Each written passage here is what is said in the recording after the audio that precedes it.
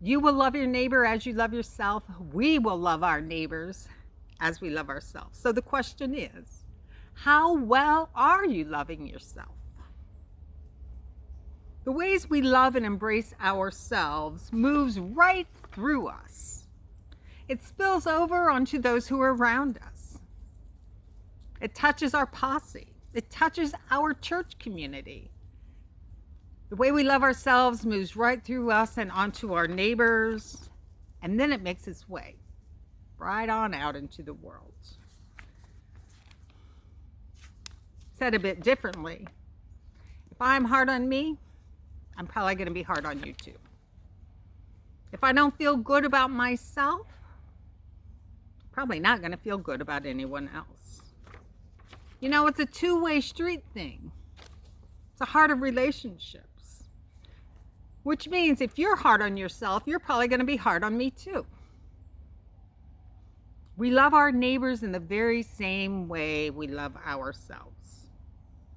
Which makes me wonder how we might be different.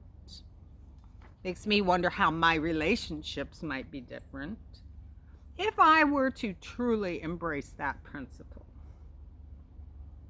I wonder how my responses to other people might change, especially as I witness and make my way through the current social climate.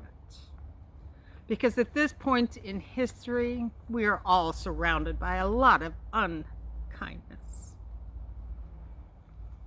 Now, a little bit of clarification of what self-love is really about. On page 33 of her book, Reverend Dr. Jackie Lewis says to her readers, I want to be clear.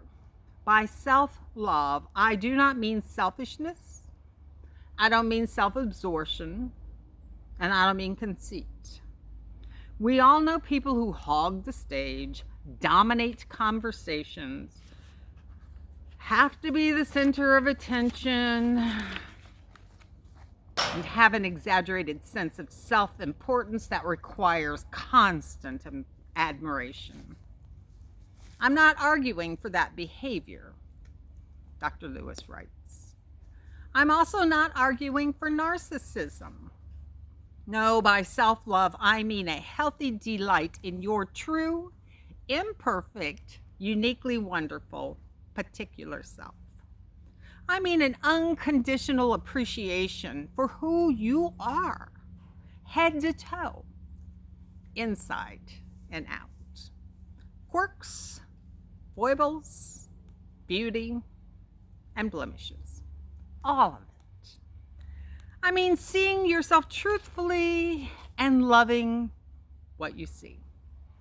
Loving yourself will help you to be curious about others, compassionate toward your neighbors.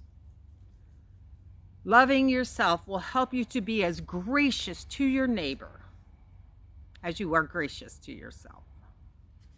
Honestly, the stories playing out in the world, she goes on to write, make it difficult to love yourself and therefore difficult to love your neighbor.